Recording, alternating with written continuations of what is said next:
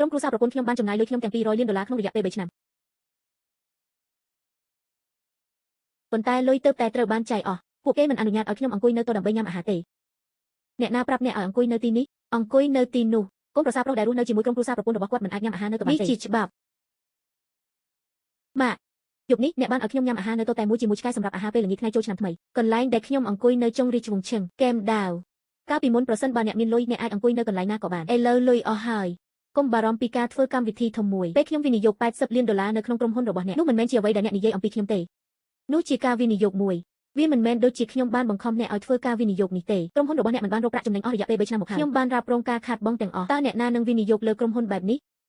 បងប្រុសឲ្យកុំនិយាយខ្លាំងបែបនេះអីការធ្វើអាជីវកម្មពាក់ព័ន្ធនឹងទាំងការរកលុយនិងការខាតបង់ឥឡូវអ្នកបន្ទោសខ្ញុំសៀវហៅគឺជាបុរសម្នាក់ដែលមានវាសនាសម្រាប់រឿងអស្ចារ្យការខាតបង់លុយបន្តិចបន្តួចគឺគ្មានអ្វីសោះហេតុអ្វីបានជាអ្នកក្នុងនាមជាបងថ្លៃកាន់នាលឿនម្លេះ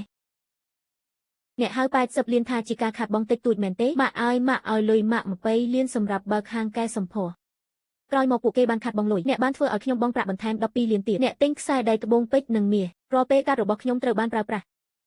លោកជាងឈិនតើអ្នកចង់មានន័យយ៉ាងណាអ្នកថែមទាំងតាមដានលុយដែលអ្នកចំណាយលើម្ដាយក្មេករបស់អ្នកទៀតផងបាទចាសតើវាមិនមែនជារឿងត្រឹមត្រូវទេដែលកូនប្រសារប្រុសដែលរស់នៅជាមួយក្រុមគ្រួសារប្រពន្ធរបស់គាត់គួរតែគោរពម្ដាយក្មេករបស់គាត់កូនស្រីរបស់ខ្ញុំបានផ្ដល់ឲ្យអ្នកនៅយូរវ័យរយៈពេល3ឆ្នាំបន្ទាប់ពីរៀបការជាមួយអ្នកមានរឿងអ្វីកើតឡើងចំពោះខ្ញុំដែលចំណាយលុយបន្តិចបន្តួចរបស់អ្នកឥឡូវនេះដោយសារអ្នកកំពុងលើកឡើងពីទុកព្រួយចាស់អ្នកគ្មានសិទ្ធិសមជាអ្នកទេអ្នកបានចំណាយច្រើនជាងបន្តិចផ្ទុយទៅវិញរាប់សិបលាននោះជាជំរឿសរបស់អ្នកផ្ទាល់ប៉ាកូនក៏គិតថាវាជាកំហុសរបស់ប៉ាទាំងអស់ដែរមែនទេគុំលើកឡើងពីអ្វីដែលជាងឆេនបានធ្វើក្នុងនាមជាបុរសម្នាក់ហាក់ដូចជាស្អុយណាស់ខ្ញុំនឹងសងប្រាក់ចំនួន30 លានដុល្លារដែលអ្នកត្រូវបានគេបោកប្រាស់ពេលទិញវត្ថុបុរាណខ្ញុំនឹងរ៉ាប់រងការខាតបង់ចំនួន20 លានយន់ពីការវិនិយោគនៅហាងតែឥឡូវនេះអ្នកហៅខ្ញុំថាក្រអឺតក្រទុំអ្នកកំពុងនិយាយអំពីរឿងគ្រួសារយើងនៅចំពោះមុខសាច់ញាតិយើងមែនទេតើចេតនាធ្វើឲ្យវ៉ាន់ខេងខ្មាស់អៀនឬអ្នកក៏គិតដូចនេះដែរវិញឈីងលោកជាងឆិនថ្ងៃនេះជាថ្ងៃចូលឆ្នាំចិនតើអ្នកពិតជាចង់ធ្វើឲ្យមនុស្សគ្រប់គ្នាបាត់បង់មុខមែនទេគ្រួសារអ្នកបានចំណាយលុយ200 លានដុល្លាររបស់ខ្ញុំក្នុងរយៈពេល3ឆ្នាំឥឡូវអ្នកកំពុងនិយាយថាខ្ញុំជាអ្នកដែលធ្វើឲ្យអ្នកបាត់មុខឬពីមុនអ្នកមិនដូចនេះទេ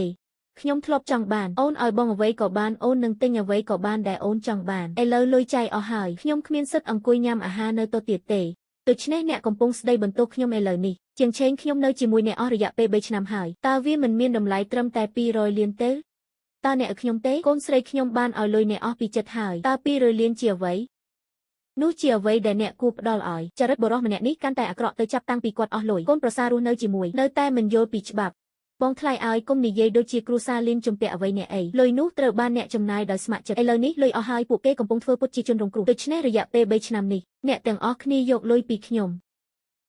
ំឥឡូវនេះខ្ញុំបានខាតលុយរបស់ខ្ញុំហើយវាមានន័យថាខ្ញុំគ្មានប្រយោជន៍ទេវាគ្មានប្រយោជន៍សម្រាប់អ្នកឥឡូវនេះទេបើអ្នកមានសមត្ថភាពខ្លាំងមែនចូលរកប្រាក់បាន200 លានទៀតបើអ្នកមិនមានសមត្ថភាពទេកុំឈរនៅទីនេះហើយរំខាន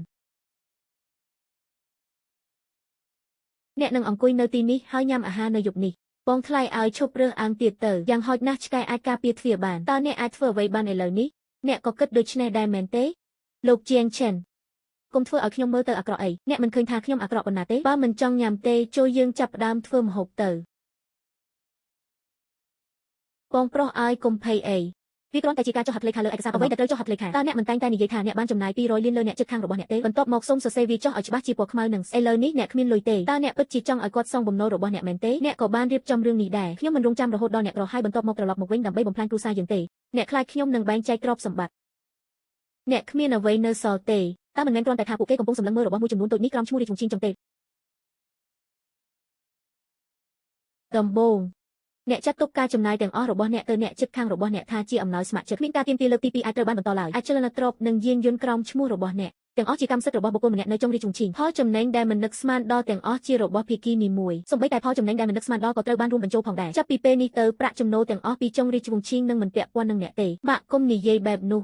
ចុះបើថ្ងៃណាមួយបងថ្លៃខ្ញុំឈ្នះឆ្នោត5យន់វិញយើងមិនអាចទាញយកប្រយោជន៍ពីគាត់បានទេលៀនហៅនេះជាលើកដំបូងហើយដែលក្រុមហ៊ុនរបស់អ្នកកំពុងជួបប្រទះបញ្ហាលំហូរសាច់ប្រាក់ខ្ញុំយក2000ខ្ញុំនឹងផ្ដល់ឲ្យអ្នកនៅអ្នកផ្គត់ផ្គង់ទី2ដើម្បីលេងល្បែងនៅមាត់ទ្វារក្រុមហ៊ុនរបស់អ្នកខ្ញុំធានាសម្រាប់អ្នកលើពី3ឆ្នាំអ្នកបានយកលុយពីខ្ញុំជាង80 លានបងថ្លៃឲ្យនោះជារឿងមិនល្អដែលត្រូវនិយាយការវិនិយោគពាក់ព័ន្ធនឹងទាំងប្រាក់ចំណេញនិងការខាតបង់វាអាស្រ័យលើអ្នកក្នុងការសម្រេចចិត្តតើអ្នកណាប្រាប់អ្នកឲ្យប្រគល់វាមកយើងតាំងពីដំបូងម៉ាក់ខ្ញុំបានបរិច្ចាគ7 លាននៅពេលដែលហាងកែសម្ផស្សរបស់អ្នកបើកអ្នកបានខ្ចីលុយដើម្បីទិញវត្ថុប្រមូលហើយត្រូវបានគេបោកប្រាស់អស់30 លានវាគឺជាខ្ញុំដែលបានសងបំណុល តើសមាជិកគ្រួសារពិតជាត្រូវកញ្ញាបែបនេះមែនទេពេលអ្នកចាយលុយអ្នកគឺជាគ្រួសារមួយឥឡូវនេះខ្ញុំខ្សែធនហើយខ្ញុំជាមនុស្សក្រៅផ្ទះនៅចុងរាជវង្សឈិងអ្នកចង់ឲ្យខ្ញុំគ្រប់គ្រងបងប្រុសរបស់អ្នកបាននិយាយថាអ្នកមិនអាចទុកឲ្យក្រុមគ្រួសាររបស់អ្នកត្រូវបានគេមើលងាយបានទេខ្ញុំនឹងធ្វើអ្វីដែលអ្នកនិយាយខ្ញុំនឹងធ្វើអ្វីដែលអ្នកនិយាយប៉ុន្តែឥឡូវនេះជាងចេនអ្នកនិយាយរឿងទាំងអស់នេះដើម្បីបន្ទោសខ្ញុំមែនទេក្រុមគ្រួសាររបស់អ្នកទាំងមូលបានចំណាយប្រាក់200លានរបស់ខ្ញុំក្នុងរយៈពេល3ឆ្នាំចុងក្រោយនេះឥឡូវនេះអ្នកទាំងអស់គ្នាមើលងាយខ្ញុំកូនប្រសារប្រុសម្នាក់នេះដែលមកនៅជាមួយគ្រួសារកូនស្រីខ្ញុំបានចំណាយពេល3ឆ្នាំនៃយុវវ័យរបស់នាងជាមួយអ្នកតើអ្នកមិនគិតថាវាគ្មានប្រយោជន៍ទេអ្នកចំណាយលុយលើប្រពន្ធរបស់អ្នកវាជាការត្រឹមត្រូវក្នុងការចំណាយលុយលើគ្រួសារម្ដាយក្មេករបស់អ្នកបានផ្ដល់ឲ្យខ្ញុំនៅរបស់ទាំងនេះវាជាជំរឿផ្ទាល់ខ្លួនរបស់អ្នកដូច្នេះខ្ញុំសុខចិត្តអ្នកសុំនឹងធ្វើឲ្យខ្ញុំស្ងួតឈប់និយាយរឿងមិនសមហេតុផលទៅលោកជាងឆិនផ្ទះឡានហាងអ្វីទាំងអស់ជារបស់វ៉ាន់ខេងអ្នកត្រូវសងបំណុលដោយខ្លួនឯងតើខ្ញុំធ្លាប់សុំឲ្យវ៉ាន់ខេងសងបំណុលរបស់ខ្ញុំនៅពេលណាគ្រាន់តែវាមិនមាននៅពេលនេះមិនមានន័យថាវានឹងមិនមាននៅពេលអនាគតនោះទេតើអ្នកណាទៅដឹងថាអ្នកនឹងចាប់ផ្ដើមប្រកាន់ខ្ជាប់នៅវ៉ាន់ខេងនាពេលអនាគតឬអត់នៅពេលដែលបុរសម្នាក់ធ្លាក់ក្នុងគ្រាលំបាកគាត់ត្រូវតែទទួលផលវិបាកដោយខ្លួនឯងកុំអូសទាញស្ត្រីឲ្យឆ្លងកាត់ជីវិតដ៏លំបាកកងថ្លៃប្រសិនបើអ្នកពិតជាមានសមត្ថភាពមែនចូលរកប្រាក់ចំណូលបន្ថែមពីទៀតបើអ្នកមិនមានសមត្ថភាពទេកុំគិតពីរឿងអ្វីក្រោមឈ្មោះប្អូនស្រីខ្ញុំអីពេលខ្ញុំធ្វើជាអ្នកធានារបស់អ្នកនោះមិនមែនជាអ្វីដែលអ្នកបាននិយាយទេនោះជាកំហុសរបស់អ្នកផ្ទាល់ដែលបារម្ភពីការថែរក្សាមុខមាត់តើអ្នកអាចបន្ទោសអ្នកណាបានចុះហត្ថលេខាលើរូបនេះផងដែរសូម្បីតែកិច្ចព្រមព្រៀងលែងលះក៏រួចរាល់ដែរអចលនទ្រព្យត្រូវបានសម្គាល់យ៉ាងច្បាស់កុំពន្យាពេលចុះហត្ថលេខាលើសម្បត្តិអាពាហ៍ពិពាហ៍នោះជាអ្វីដែលអ្នកចង់មានន័យដែរជាងចេនខ្ញុំមិនចង់ខ្ជះខ្ជាយពេលវេលាបែបនេះទៀតទេអ្នកក៏មានអារម្មណ៍ថាខ្ញុំកំពុងខ្ជះខ្ជាយពេលវេលារបស់អ្នកមិនអាចផ្ដល់ឲ្យខ្ញុំនៅជីវិតដែលខ្ញុំចង់បានទៀតទេកុំទាញខ្ញុំចុះជាមួយអ្នកយល់ព្រមតើអ្នកឲ្យខ្ញុំនិយាយទេប្អូនស្រីខ្ញុំបាននិយាយអស់ហើយថាបុរសគួរតែមានការគោរពខ្លួនឯងខ្លះកុំស្ទាក់ស្ទើរហើយបដិសេធមិនចាក់ចេញបញ្ចប់ការចុះហត្ថលេខាឲ្យបានរហ័សដើម្បីឲ្យមនុស្សគ្រប់គ្នាអាចមានសន្តិភាពនិងស្ងប់ស្ងាត់ចាប់ពីពេលនេះទៅតើខ្ញុំនឹងមានអ្វីខ្លះនៅពេលអនាគតវាលែងមានអ្វីពាក់ព័ន្ធនឹងអ្នកទៀតហើយវាមិនអីទេមិនថាអ្នកខ្លាចជាអ្នកមានឬសុំទានអាហារនៅថ្ងៃអនាគតទេកុំព្យាយាមចូលរួមជាមួយវ៉ាន់ថេងអីបងថ្លៃដែលខ្លាចជាអ្នកមានអ្នកគួរតែគិតអំពីកន្លែងដែលអ្នកនឹងស្នាក់នៅយប់នេះ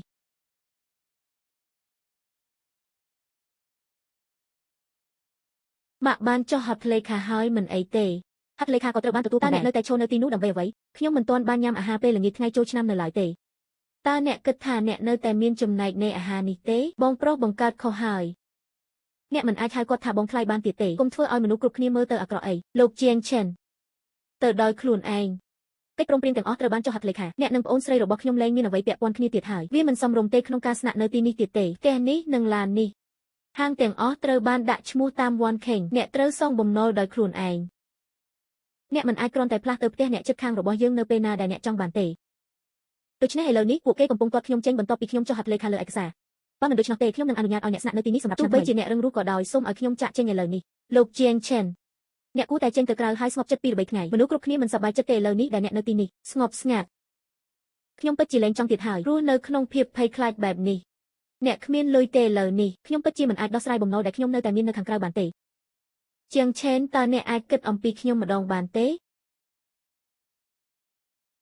ប្រគល់កូនសោផ្ទះសោរថយន្តក៏ត្រូវបានទុកចោលដែររថយន្តនោះត្រូវបានចុះបញ្ជីក្រោមឈ្មោះវ៉ាន់ខេងខ្ញុំចាំថាប្អូនស្រីខ្ញុំបានរើសនាឡិកានេះឲ្យអ្នកមែនទេ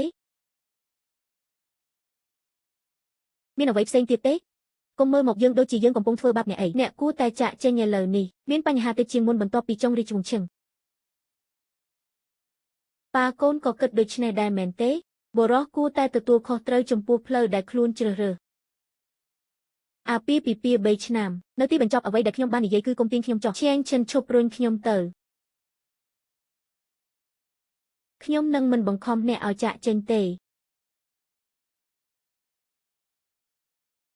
កុំយករបស់របរចេញពីផ្ទះដោយគ្មានការអនុញ្ញាតពួកវាទាំងអស់សុទ្ធតែជាផ្ការីកយឺតជាងឆេនតើខ្ញុំឲ្យអ្នក200យ៉ាងម៉េចដែរដូច្នេះអ្នកនឹងមិនចាំបាច់ដេកក្រោមស្ពានយប់នេះទេអ្វីមនុស្សប្រភេទនេះនឹងនៅជាប់នឹងអ្នកអស់មួយជីវិតបន្ទាប់ពីអ្នកផ្ដល់ឱកាសឲ្យពួកគេលីនវ៉ាន់ឈីងចាប់ពីពេលនេះទៅយើងលែងមានអ្វីពាក់ព័ន្ធគ្នាទៀតហើយសូមឲ្យយើងទាំងពីរមានសុខភាពល្អចាប់ពីពេលនេះទៅខ្ញុំសង្ឃឹមថាអ្នកនឹងមានកម្លាំងចិត្តព្រមព្រៀងនេះត្រូវបានចុះហត្ថលេខាហើយតើអ្នកចង់បានទំនាក់ទំនងអ្វីទៀតមិនថាអ្នកខ្លាចជាអ្នកមានឬសុំទានអាហារនៅថ្ងៃអនាគតទេកុំព្យាយាមជ្រៀតជ្រែកជាមួយនឹងស្នេហាចុងក្រោយរបស់យើងអីខ្ញុំនឹងចងចាំប្រយោគនេះ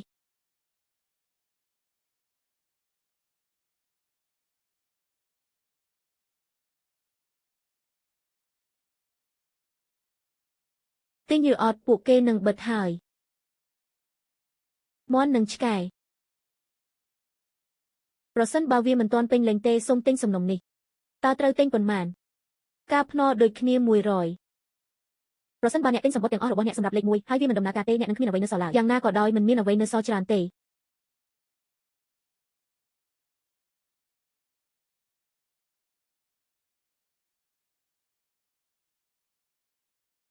ខ្ញុំពិតជាគ្មានលុយចាយទេឥឡូវនេះនៅស្ថានីយ៍ទី8នៃស្ថានីយ៍វាលរឹងលើកទី4និងទី6បានកន្លងផុតទៅហើយប្រាក់រង្វាន់សម្រាប់គម្រោងស្រាវជ្រាវតែមួយគឺ2លានសម្បត្តិសរុបចំនួន100ត្រូវបានទិញពីទីក្រុងនេះយកព្រំលក់អគ្គិសនី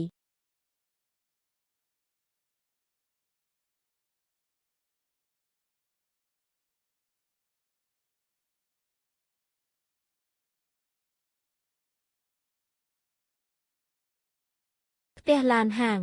អ្វីគឺនៅចុងនីតិខដូវអ្នកត្រូវសងបំណុលដោយខ្លួនឯងមុនពេលអ្នកគិតអំពីការខ្លាចជាអ្នកមានអ្នកគួរតែគិតជាមុនសិនថាអ្នកនឹងស្នាក់នៅកន្លែងណានៅយប់នេះសូមឈប់អូសទាញខ្ញុំចុះយល់ព្រមទេតើលោកជាងឈិនរស់នៅឯណាឥឡូវនេះខ្ញុំសង្ឃឹមថាគាត់មិនពិតជាដេកតាមផ្លូវទេហាអ្នកទាំងអស់គ្នាខ្លាចខ្ញុំចែកមរតកបង្ខំខ្ញុំឲ្យចុះហត្ថលេខាចាប់ផ្ដើមយប់នេះលុយរបស់ខ្ញុំមិនមានអ្វីតាក់ទងនឹងអ្នកជិតខាងរបស់ខ្ញុំទេចូលយើងទូទាត់សងសម្រាប់ការចំណាយការពីយប់មិញប្អូនស្រីខ្ញុំចុចបានកន្លះថ្ងៃខ្ញុំនឹងឲ្យអ្នកគ្រប់កាក់ពេលខ្ញុំត្រឡប់មកវិញអ្នកហាក់ដូចជាមិនមែនជាប្រភេទមនុស្សដែលចង់គេចពីបំណុលនោះទេចាត់ទុកដូចជាខ្ញុំអនុញ្ញាតឲ្យអ្នកស្នាក់នៅមួយយប់ដោយឥតគិតថ្លៃ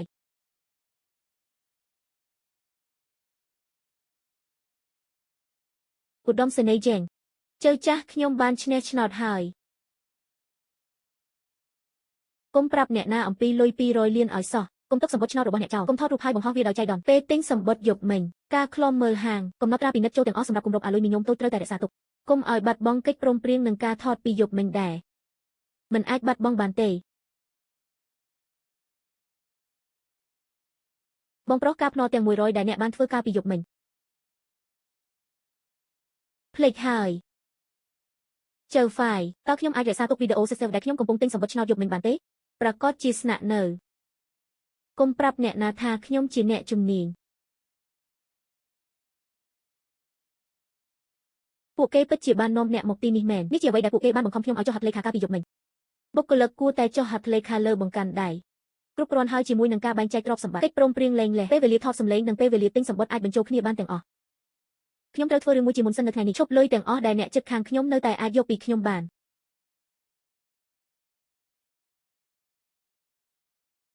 ការទូទាត់ទាំងអស់ដែលបានធ្វើឡើងក្រោមឈ្មោះរបស់ខ្ញុំគឺសម្រាប់ទីធ្លាតើលោកជាងជាអ្នករៀបរាប់រឿងទាំងមូលមែនទេល្អទាំងអស់លោកមានមួយមុខទៀតការអនុញ្ញាតកាត់កងដោយស្វ័យប្រវត្តិសម្រាប់ហាងកែសម្ផស្សដែលបានស្លាប់បោះបង់ក្រុមហ៊ុនរបស់លោកលេនហៅនឹងទទួលបានប្រាក់កម្ចីចំនួន5លានដុល្លារនៅសប្តាហ៍ក្រោយតើយើងគួរបន្តទេឈប់ល្អហើយអ្នកត្រូវបានចុះឈ្មោះហើយសូមពិនិត្យមើលការធានាដែលខ្ញុំបានផ្ដល់ទៅឲ្យក្រុមហ៊ុនរបស់លេនហៅម្ដងទៀតតើប្រាក់កម្ចីណាខ្លះដែលមិនទាន់ត្រូវបានផ្ដល់ឲ្យអ្នកដែលត្រូវបានដោះលែងរួចហើយត្រូវឆ្លងកាត់នីតិវិធីប្រាក់កម្ចីមួយចំនួនដែលមិនទាន់បានបង់អាចដកបាននៅថ្ងៃនេះដកប្រាក់ឲ្យបានច្រើនតាមដែលអាចធ្វើទៅបានប្រសិនបើអ្នកមានលុយ200លានឥឡូវនេះតើអ្នកមិនមានគម្រោងផ្លាស់ទៅកន្លែងផ្សេងមុនទេដំបូងឡើយសូមដោះស្រាយពិន្ទុចាស់ទាំងអស់មានរឿងអ្វីប្រញាប់ម្ល៉េះការទូទាត់នឹងមកដល់នៅរសៀលនេះលោកលីនមកពីធនាគារបាននិយាយថាលោកជាងបានដកការធានាចេញលោកជាងតើអ្នកកំពុងនិយាយអំពីអ្នកណាអ្នកចាត់ការទូទៅលីនយើងបានយកទំនិញទៅបាត់នៅថ្ងៃនេះពីព្រោះការទូទាត់មិនទាន់ត្រូវបាននិយាយអ្វីតើកូនប្រសារប្រុសដែលរស់នៅជាមួយអាចបង្កបញ្ហាអ្វីខ្លះហាងរបស់អ្នកស្រីលីវបានឈប់កាត់ប្រាក់ឈ្នួលដោយស្វ័យប្រវត្តិពួកគេកំពុងជំរុញឲ្យយើងឈប់ជាបន្ទាន់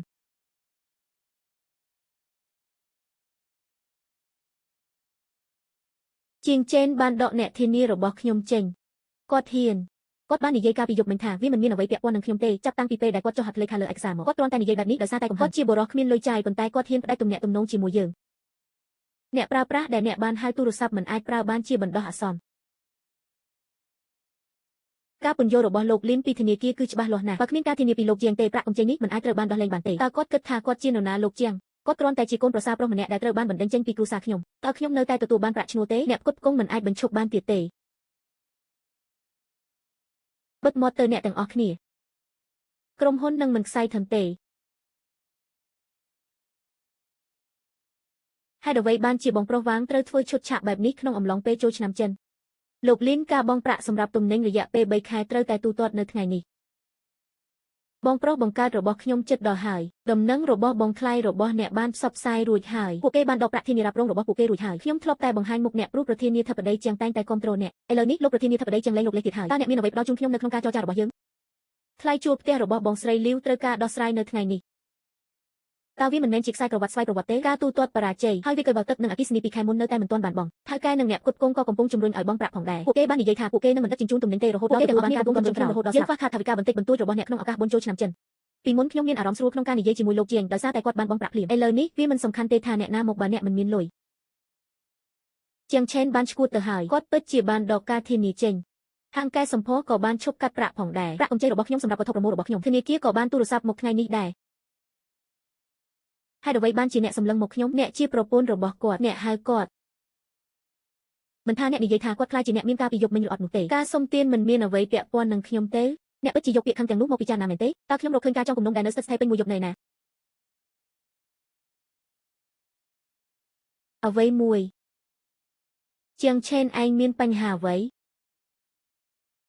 ីអ្នកបានបញ្ឈប់ការកាត់ប្រាក់ពីហាងរបស់ម៉ាក់ខ្ញុំកិច្ចព្រមព្រៀងនេះត្រូវបានចុះហត្ថលេខាមនុស្សម្នាក់គួរតែដោះស្រាយកិច្ចការផ្ទាល់ខ្លួនជាងឆេនតើអ្នកពិតជាត្រូវខុសខើយ៉ាងនេះក្នុងឱកាសបុណ្យចូលឆ្នាំចិនមែនទេយប់មិញអ្នកបានប្រាប់ខ្ញុំកុំឲ្យធ្វើជាបន្ទុកដល់អ្នកតើគាត់និយាយថាគាត់នឹងយកលុយនៅពេលណាគាត់បានដាក់ទូរស័ព្ទចុះគាត់នៅតែហ៊ានព្យួរអ្នកខ្ញុំបានចិញ្ចឹមសត្វកំណាចដែលរមើលគុណនេះអស់រយៈពេល3ឆ្នាំមកហើយពួកគេឈប់ធ្វើការលឿនជាងអ្នកដទៃម៉ាក់ជាអ្នកដែលយើងឲ្យគាត់ចុះហត្ថលេខាកាលពីយប់មិញអ្នកនៅតែនិយាយជំនួសគាត់តើវាមិនត្រឹមត្រូវទេដែលគាត់ចំណាយលុយដើម្បីចិញ្ចឹមប្រពន្ធនិងក្រុមគ្រួសាររបស់គាត់ឥឡូវនេះវាជារឿងដ៏ខុសខើរបស់យើងក្នុងការមិនអើពើនឹងរឿងនេះសម្ភារៈទាំងអស់រួចរាល់ហើយនឹងមានព័ត៌មានអំពីពិធីប្រគល់រង្វាន់ទោះយ៉ាងណាក៏ដោយអ្នកអាចដាក់ពាក្យសុំលិខិតសម្ងាត់បានថតរូបតែផ្នែកខាងក្រោយប៉ុណ្ណោះចំនួនទឹកប្រាក់សរុបបន្ទាប់ពីកាត់ចេញគឺ160លានមែនហើយកាន់តែស្ងាត់ស្ងៀមកាន់តែល្អអ្នកជិតខាងរបស់អ្នកបានចាប់ផ្ដើមស្វែងរកអ្នករួចហើយអនុញ្ញាតឲ្យពួកគេធ្វើវាតាមឡើយជាអ្នកលេងឆ្នោតឈ្នះរង្វាន់សរុបចំនួន200លានយ៉នជាមួយនឹងលេខដូចគ្នាចំនួន100អ្នកឈ្នះបានជ្រើសរើសមិនបង្ហាញអត្តសញ្ញាណរបស់ពួកគេរងចាំមួយផ្លែតតាមមានអ្វីកើតឡើងម្ដងទៀតបាក់មើលពីក្រោយមនុស្សនោះបន្តិចមើលតើវាមិនមើលទៅដូចជាងឆាន់ទេឬតួអង្គនោះពិតជាមើលទៅដូចជាងឆាន់ណាស់អ្នកបានបាត់បង់ស្មារតីហើយគាត់ទើបតែត្រូវបានបណ្តេញចេញកាលពីយប់មិញតើអ្នកមានលុយប៉ុន្មានដើម្បីទិញសំបុត្រឆ្នោតមនុស្ស100នាក់ដែលចែករំលែកបន្ទប់តែមួយនឹងត្រូវចំណាយប្រាក់200យ៉នដោយមានលុយ200យ៉ននោះគាត់គួរតែរកកន្លែងស្នាក់នៅសិនទិញសំបុត្រឆ្នោតផងដែរតើបុរសអាយុ45ឆ្នាំអាចមានភាពក្លាហានបែបនេះដោយរបៀបណា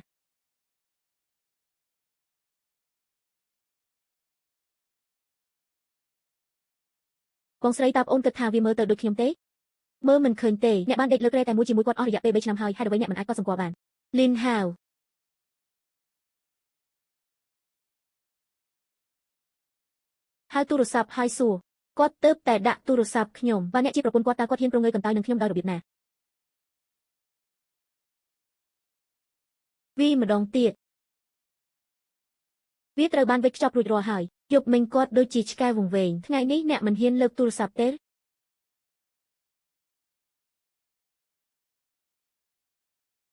ពួកគេបានឃើញព័ត៌មានរួចហើយបើដូច្នោះមែនខ្ញុំពិតជាមិនអាចទទួលយកអ្នកឥឡូវនេះបានទេរាល់ពាក្យសម្ដីដែលពួកគេនិយាយអាចប្រើដើម្បីបង្កើតភាពចលាចល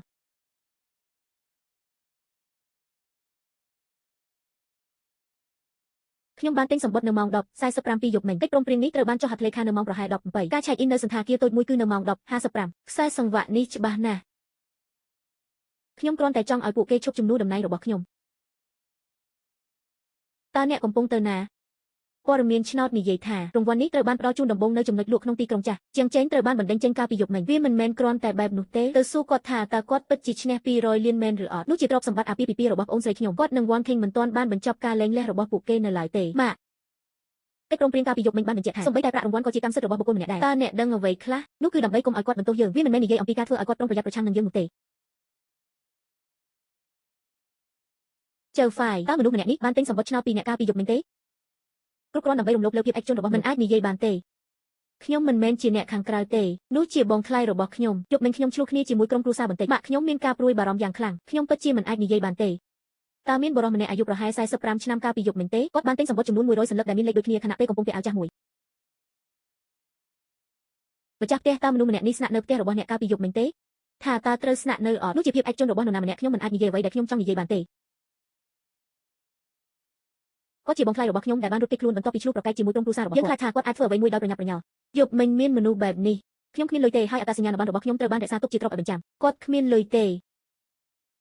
េគាត់បាននិយាយថាគាត់នឹងបង់ប្រាក់នៅព្រឹកស្អែកពួកគេបានចាក់ចេញនៅពេលព្រឹកព្រលឹមតាមពិតខ្ញុំបានចំណាយប្រាក់200 យន់ចុងក្រោយលើសម្បត្តិឆ្នោតគ្មានលុយសម្រាប់សន្តាគារទេអ្នកឈ្នះក៏មានការភ្នាល់ចំនួន100ផងដែ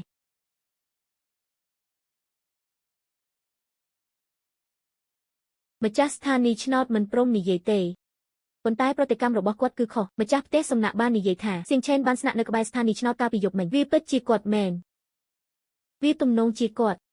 ់បានចំណាយប្រាក់200 យន់ចុងក្រោយដែលគាត់មានលើសម្បត្តិឆ្នោតកាលពីយប់មិញខ្ញុំតែងតែនិយាយថាគូស្នេហ៍មិនគួរចងគំនុំគ្នាភ្លាមទេវ៉ាន់ឈីងអ្នកអាចទៅរកគាត់នៅថ្ងៃស្អែកបានចូលយើងមិនទាន់និយាយអំពីលុយនៅឡើយទេកំពុងឡើយចូលបញ្ចុះបញ្ចូលមនុស្សនោះឲ្យត្រឡប់មកវិញតើមនុស្សក្នុងរូបថតជានរណាហើយអ្វីបានជាអ្នករកគាត់ខ្ញុំជាប្រពន្ធរបស់គាត់តើគាត់បានស្នាក់នៅកន្លែងនេះកាលពីយប់មិញទេអ្នកបានចាក់ចេញជាយូរមកហើយតើអ្នកបានទៅណាខ្ញុំមិនដំណើរការសន្តាគារដោយផ្អែកលើអ្នកដែលអ្នកជួយយប់មិញទេតើអ្នកណាជាអ្នកផ្ដល់បន្ទុកនោះពួកគេបានត្រឡប់មកវិញនៅព្រឹកនេះហើយបានសងសឹកវិញពួកគេមិនត្រឹមតែបានបំពេញភាពខុសគ្នានោះទេពួកគេថែមទាំងបានលុយនោះមកពីណាត្រឡប់ទៅប្រាប់ម៉ាក់ថាបងខ្លាយរបស់អ្នកពិតជាបានឈ្នះឆ្នោតមែនលោកជាងបានបញ្ចប់នីតិវិធីទាំងអស់ហើយអ្នកអាចចូលមើលបាននៅថ្ងៃនេះសន្តិសុខនៅទីនេះល្អពួកគេនឹងមិនអាចរកវាឃើញក្នុងរយៈពេលខ្លីទេខ្ញុំមិនខ្លាចថាពួកគេនឹងមករកខ្ញុំទេខ្ញុំគ្រាន់តែចង់គេងលក់ស្រួលមួយយប់ប៉ុណ្ណោះសម្បីតែបន្ទាប់ពីយានឆេនចាក់ចេញក៏ដោយម៉ាក់នៅតែបងខ្លាយជួលគាត់ពិតជាឈ្នះឆ្នោតមែនគាត់ពិតជាមិនមានលុយមួយកាក់មួយសេនទេកាលពីយប់មិញប្រាប់ប្អូនស្រីរបស់អ្នកឲ្យហៅគាត់អ្នកស្រីលីននេះគឺជាមេធាវីជូលោកជាងមិនអាចលើកទូរស័ព្ទបានទេនៅពេលនេះមេធាវីចៅបានសុំឲ្យអ្នកឆ្លើយការហៅទូរស័ព្ទរបស់ខ្ញុំបាទចាស់គាត់បាននិយាយថាប្រសិនបើអ្នកមានសំណួរអ្វីនៅពេលក្រោយគ្រាន់តែតាក់ទងមកខ្ញុំអ្នកថែមទាំងបានទូរស័ព្ទទៅមេធាវីឲ្យលើកទូរស័ព្ទទៀតផងបណ្ដាញនេះពិបាកណាស់ម៉ាក់ខ្ញុំតែងតែដឹងថាគាត់ជាអ្នកដាំវាវ៉ាន់ឈីងស្លៀកពាក់ឲ្យស្អាតនៅរសៀលនេះមុនពេលអ្នកទៅជួបគាត់ខ្ញុំរកមិនឃើញកន្លែងដែលគាត់រស់នៅទេប្រសិនបើអ្នករកវាមិនឃើញទេសូមស្វែងរកមនុស្សដែលមានជីវិតអាចបាត់ខ្លួនទៅក្នុងខ្យល់បានយ៉ាងដូចម្ដេចមានកាមេរ៉ាសុវត្ថិភាពនៅជិតស្ថានីយ៍ឆ្នោតមាននៅច្រកចូលសហគមន៍ផងដែរខ្ញុំនឹងទៅរកលីហៅដូច្នេះឈប់បង្កបញ្ហាទៅបងស្រីមិនមែនអ្នកទេលើនេះអ្នកស៊ូស្ដីលោកឆេវ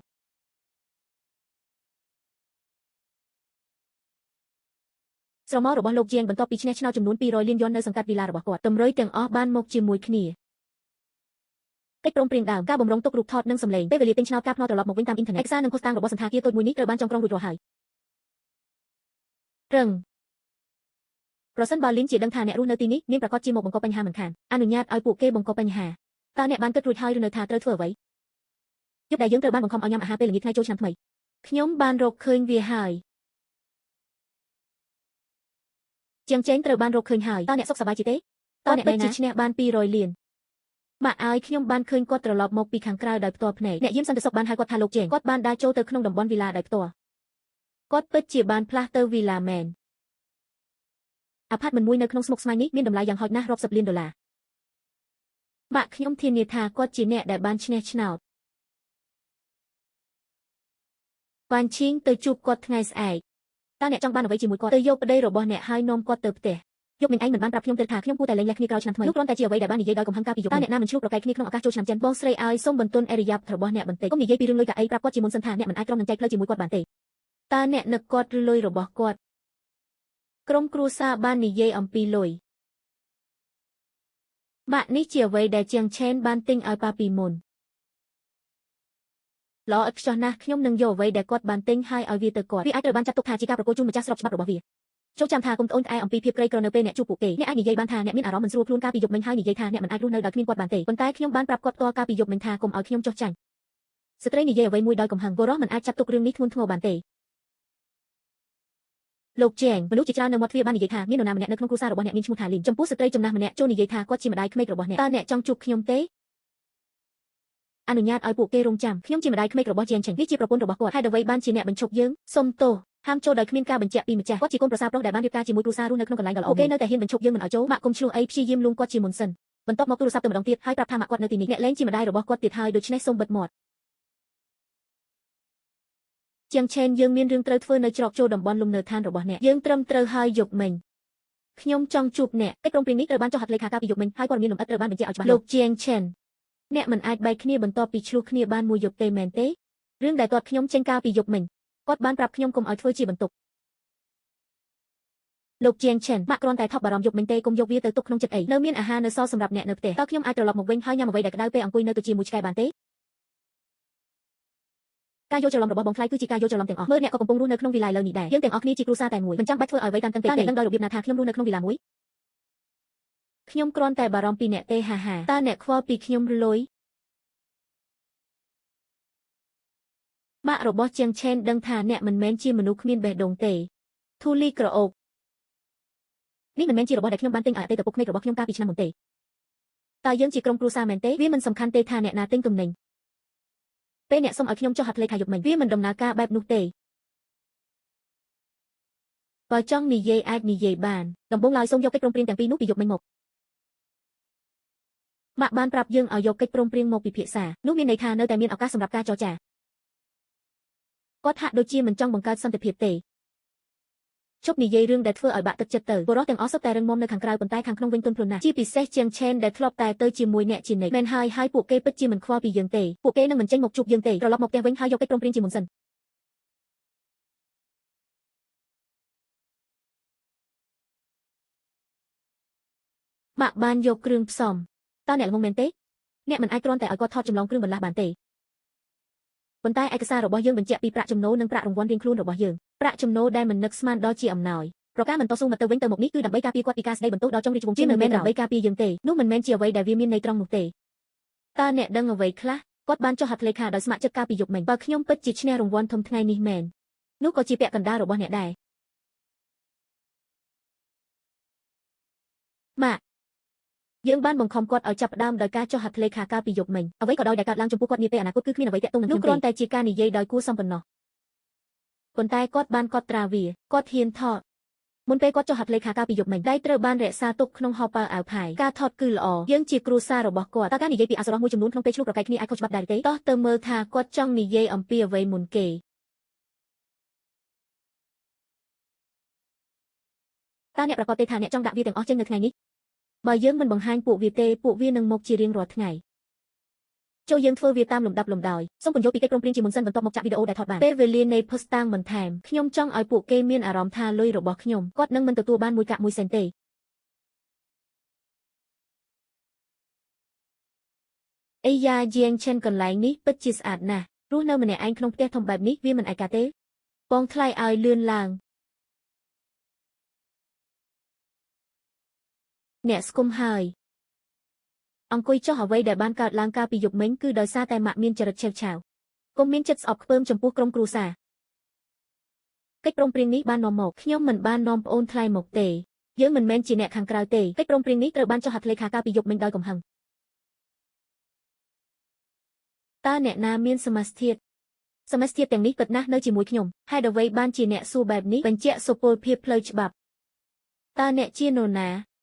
គាត់ជាមេធាវីរបស់ខ្ញុំយានជៀនពិតណាស់នៅជាមួយខ្ញុំហេតុអ្វីបានជាអ្នកសួរបែបនេះបញ្ជាក់សុពលភាពផ្លូវច្បាប់តើអ្នកជានរណាគាត់ជាមេធាវីរបស់ខ្ញុំមិនមែនជាបងថ្លៃរបស់ខ្ញុំទេហេតុអ្វីបានជាអ្នកហៅមេធាវីសម្រាប់រឿងដែលគ្រាន់តែជាបញ្ហាគ្រួសារយប់មិញអ្នកបានបង្ខំខ្ញុំឲ្យចុះហត្ថលេខាលើកិច្ចព្រមព្រៀងពួកគេមិនបានចាត់ទុកខ្ញុំដូចជាក្រុមគ្រួសារទេ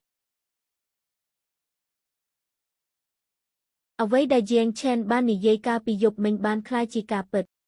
វាមិនមែនថាខ្ញុំមិនចង់នៅជាមួយអ្នកទេខ្ញុំគ្រាន់តែខ្លាចពេកខ្លាចថាខ្ញុំនឹងខ្លាចជាបន្ទុកសម្រាប់អ្នកវាជារឿងធម្មតាទេដែលស្ត្រីខ្លាចបុរសនៅtrongជីវិតក្នុងនាមជាបុរសអ្នកមិនគួរឆ្លោះជាមួយនាងទេដូច្នេះខ្ញុំគួរតែចាក់ចេញទៅដោយគ្មានអ្វីទាំងអស់ឥឡូវនេះអ្នកគ្មានលុយទេខ្ញុំគួរតែត្រឡប់មកវិញហើយចាត់ទុកអ្នកទាំងអស់គ្នាដូចជាក្រុមគ្រួសាររបស់ខ្ញុំឆេនកុំនិយាយបែបនោះយើងនៅទីនេះថ្ងៃនេះដើម្បីស្វែងរកសន្តិភាពតើអ្នកនឹងសងសឹកខ្ញុំឬសុំលុយខ្ញុំបងប្រុសថ្លៃឲ្យវាមិនគួរឲ្យអស់សំណើចទេតើអ្នកពិតជាអាចលាក់ការឈ្នះឆ្នោតពីអ្នកដទៃបានទេអ្នកមិនអាចលាក់វាពីយើងបានទេប្រសិនបើអ្នកពិតជាឈ្នះ200លានចង់បានគឺប្រពន្ធរបស់អ្នកគាត់ត្រូវតែមានពាក់កណ្ដាលម៉ាក់បិទមាត់ទៅនេះជាអ្វីដែលអ្នកសមនឹងទទួលបានអ្នកស្រីលាវកិច្ចព្រមព្រៀងដែលអ្នកបានបង្ខំលោកជាងឲ្យចុះហត្ថលេខាកាលពីយប់មិញចំណុចទី4ត្រូវបានសរសេរយ៉ាងច្បាស់ណាស់ទេពកោសល្យរបស់អ្នកនឹងល្អនៅពេលអនាគតសុំទានកុំព្យាយាមចូលរួមជាមួយចុងរាជវង្សឈឹងតើអ្នកនៅចាំប្រយោគនេះទេវ៉ានឈៀងទៅរកជាងឆេនថ្ងៃនេះ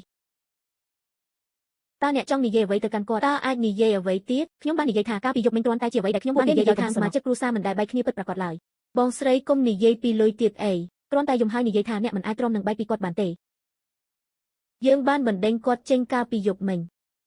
ដូច្នេះអ្វីគូស្នេហ៍នីមួយធ្លាប់និយាយពាក្យសម្ដីមិនសមរម្យក្នុងពេលឆ្លោះគ្នាតើអ្នកកំពុងស្ទាក់ស្ទើរអំពីអ្វីម៉ាក់បានចុះហត្ថលេខាលើកិច្ចព្រមព្រៀងរួចហើយតើអ្នកល្ងងមែនទេកិច្ចព្រមព្រៀងគឺជាកិច្ចព្រមព្រៀងមនុស្សម្នាក់នៅតែជាមនុស្សដរាបណាបេះដូងរបស់គេនៅតែមានតើកិច្ចព្រមព្រៀងប្រភេទនេះជាអ្វីប៉ុន្តែចុះយ៉ាងណាបើគាត់ពិតជាឈ្នះឆ្នោតមែន យើងត្រូវការឈ្នះ200លានមកវិញរបស់ Wang King គឺ200លានមិនមែន20,000ទេ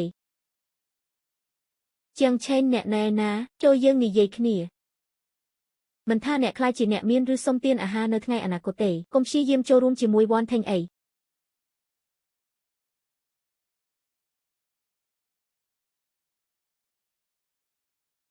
អ្នកស្រីលាវបានឆ្លើយមុនគេ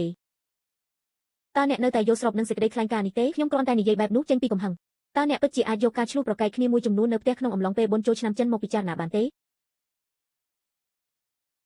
ពេលអ្នកបង្ខំខ្ញុំឲ្យចុះហត្ថលេខាយប់មិញ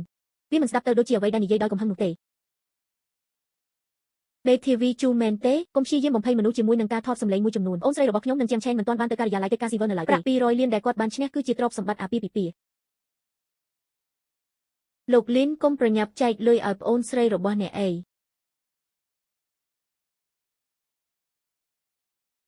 ឯកសារហិរញ្ញវត្ថុដែលអ្នកបានស្នើសុំឲ្យលោកជាងចុះហត្ថលេខាកាលពីយប់មិញកិច្ចព្រមព្រៀងផលិតនិងកាត់ត្រូវបានសរសេរយ៉ាងច្បាស់លាស់ចាប់ពីថ្ងៃចុះហត្ថលេខាប្រាក់ចំណូលរបស់ភាគីនីមួយប្រាក់រង្វាន់និងប្រាក់ចំណេញដែលមិននឹកស្មានដល់ទាំងអស់ជារបស់ភាគីម្ខាងទៀតកិច្ចព្រមព្រៀងគឺជាកិច្ចព្រមព្រៀងមួយច្បាប់គឺជាច្បាប់ដូច្នេះហើយបានជាខ្ញុំអង្គុយនៅទីនេះថ្ងៃនេះខ្ញុំមិននៅទីនេះដើម្បីឈ្លោះជាមួយអ្នកទេកិច្ចព្រមព្រៀងចំនួន2ត្រូវបានចុះហត្ថលេខានៅម៉ោង 10:21 យប់ម្សិលមិញនៅម៉ោង 10:47 លោកជាងបានទិញសម្បត្តិឆ្នោតមួយសន្លឹកនៅស្ថានីយ៍ឆ្នោតក្នុងទីក្រុងចាស់ម៉ោង 10:55 ចូលស្នាក់នៅសន្តាគារតូចសម្បត្តិត្រូវបានទិញបន្ទាប់ពីចុះហត្ថលេខាផលចំណេញរបស់បុគ្គលម្នាក់មិនតាក់ទងនឹងអ្នកដទៃទេដូច្នេះអ្វីតើប្តីប្រពន្ធអាចកញ្ញាបានយ៉ាងដូចម្ដេចអ្នកគឺជាអ្នកដែលធ្វើឲ្យខ្ញុំយល់វាលោកជាងឆិនយប់មិញខ្ញុំពិតជាត្រូវបានម៉ាក់ខ្ញុំបង្ខំឲ្យធ្វើបែបនេះដល់កម្រិតកំណត់មែនទុកឲ្យខ្ញុំស៊ីហើយឆ្កងដូចឆ្កែវាជាម្ដាយរបស់អ្នកដែលបង្ខំអ្នកឲ្យធ្វើវាក្រៅពីពិធីការវាគឺជាម្ដាយរបស់អ្នកដែលបង្ខំអ្នកឲ្យយកវាចេញប៉ុន្តែប្រយោគនោះថាកុំឲ្យខ្ញុំធ្វើជាបន្ទុកដល់អ្នកអីអ្នកបាននិយាយវាដោយខ្លួនឯងជាងឆេនតើអ្នកមានសតិសម្បជញ្ញៈទេ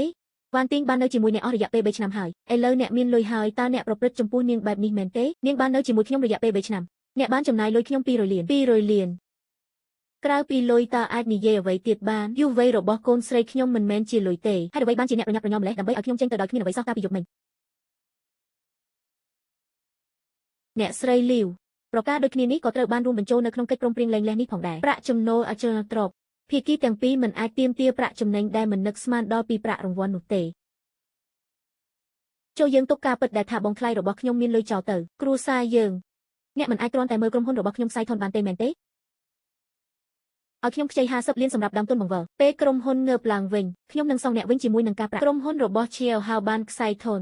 វាក៏មិនបានធ្វើឲ្យ Wang King មើលទៅល្អដែរឥឡូវនេះអ្នកមាន200លានតើមានអ្វីពិសេសអំពីការដកប្រាក់50លាននោះលីនហាវតើអ្នកបាននិយាយអ្វីកាលពីយប់មិញតើអ្នកនៅតែចង់ខ្លាចជាអ្នកមានមែនទេ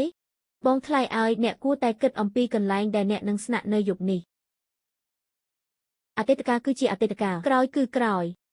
ចាប់ពីពេលនេះទៅអ្នកនិងប្អូនស្រីរបស់ខ្ញុំនឹងឆ្លងកាត់ការសាកល្បងរៀងខ្លួន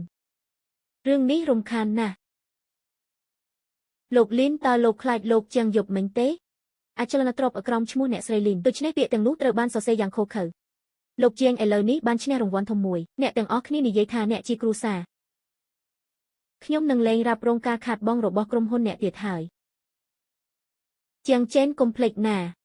ប្អូនស្រីខ្ញុំមិនទាន់លែងលះអ្នកនៅឡើយទេចូលយើងធ្វើវាឲ្យបានឆាប់តាមដែលអាចធ្វើទៅបានអ្នកពិតជាចង់វែកញែកយប់មិញអ្នកមិនបានបង្ខំខ្ញុំឲ្យចុះហត្ថលេខាទេជាងឆេនខ្ញុំសូមប្រាប់អ្នកថាកុំបង្ខំអ្វីឲ្យហួសហេតុពេកអ្នកមិនអាចលេបលុយ200លានដោយខ្លួនឯងបានទេអ្នកស្រីលាវខ្ញុំក៏នឹងរក្សាទុកកំណត់ត្រាពេញលេញនៃការសន្និដ្ឋានថ្ងៃនេះផងដែរប្រសិនបើអ្នកនៅតែបន្តយាយីលោកជាងដោយយកលេខថាចង់បានប្រាក់រង្វាន់យើងនឹងផ្ញើលិខិតរបស់មេធាវីជាផ្លូវការតើអ្នកកំពុងព្យាយាមបំភ័យអ្នកណាអ្នកយាមសន្តិសុខនៅខាងក្រៅទ្វារដើម្បីនិយាយពេលអង្គុយចុះបើចង់បង្កបញ្ហាចូលចាក់ចេញឥឡូវនេះជាងឈិនឥឡូវនេះអ្នកពិតជាមានណាស់ពួកគេលែងគោរពសំបីតែអ្នកចាស់ទុំរបស់ពួកគេទៀតហើយយប់មិញពេលអ្នកសុំខ្ញុំអង្គុយញ៉ាំអាហារលើយ៉ពួកគេក៏មិនបានប្រព្រឹត្តចំពោះខ្ញុំដូចជាក្មេងជំទង់ដែរជប់និយាយរឿងយប់មិញទៀតទៅមនុស្សគ្រប់គ្នាឆ្លោះប្រកែកគ្នាបន្តិចអាគុយម៉ងមិនត្រូវបានដោះស្រាយដោយការរៀបចំកិច្ចព្រមព្រៀងជាមុននោះទេជាងចេននិងភរិយារបស់គាត់ដែលរៀបការបាន3ឆ្នាំតើអ្នកពិតជាគ្មានអារម្មណ៍អ្វីនៅសល់ទេ ចិត្តអាណិតអាសូរគ្នាទៅវិញទៅមកពេលខ្ញុំយកអាហារពេលល្ងាចថ្ងៃចូលឆ្នាំថ្មីចេញមកនៅតែគិតពេលម៉ាក់របស់អ្នកសុំឲ្យខ្ញុំទៅតូចនៅលើយ៉ខ្ញុំនៅតែរងចាំអ្នកនិយាយអ្វីមួយខ្ញុំខ្លាចណាស់នៅពេលនោះ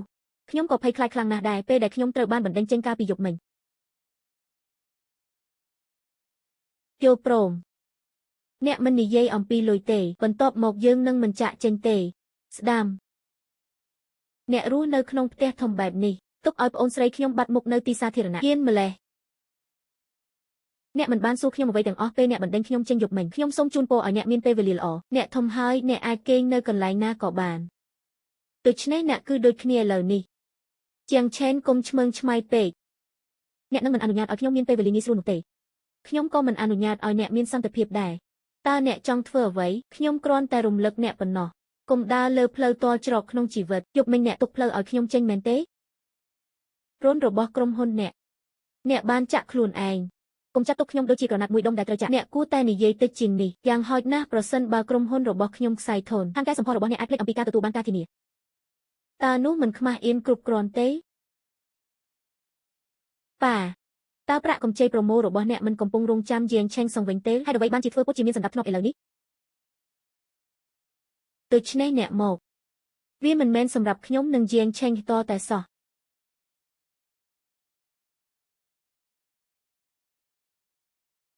ជាងឆេនសូមគិតវាឲ្យច្បាស់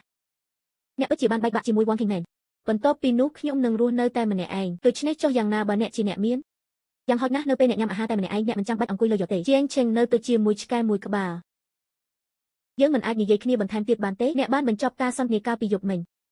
ឃើញអ្នកទស្សនាម្នាក់នៅខាងក្រៅសូមអ្នកទាំងអស់គ្នាមិនចាំបាច់អញ្ជើញខ្ញុំទេខ្ញុំអាចដើរដោយខ្លួនឯងបាន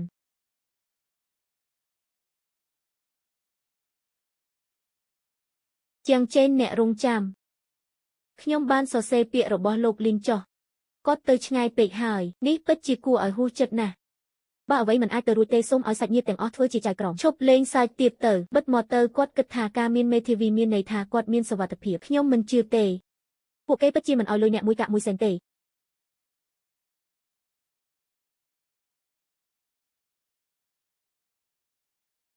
ពួកគេចាប់ផ្ដើមនាំសាច់ញាតិមកដោយការរំពឹងទុកខ្ញុំនឹងរៀបចំសម្រាប់ការគ្រប់គ្រងអចលនទ្រព្យនៅថ្ងៃស្អែកកុំឲ្យគេវង្វេងផ្លូវអីកុំរារាំងគេពេក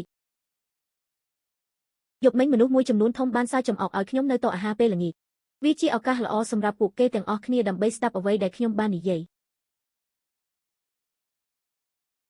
រស់នៅក្នុងកន្លែងស្នាក់នៅល្អបែបនេះហើយនៅតែនិយាយថាអ្នកគ្មានលុយមនុស្សគ្រប់គ្នាបានឃើញវាហើយមែនទេកូនស្រីខ្ញុំនៅតែយំនៅផ្ទះម្យ៉ាងវិញទៀតគាត់រស់នៅយ៉ាងប្រណីតនៅក្នុងវីឡាធំមួយពេលអ្នករកឃើញយ៉ាងឆេនគ្រាន់តែប្រាប់គាត់ថាក្រុមគ្រួសាររបស់គាត់បានមកមនុស្សជាច្រើនចុះឈ្មោះជាមុនសិន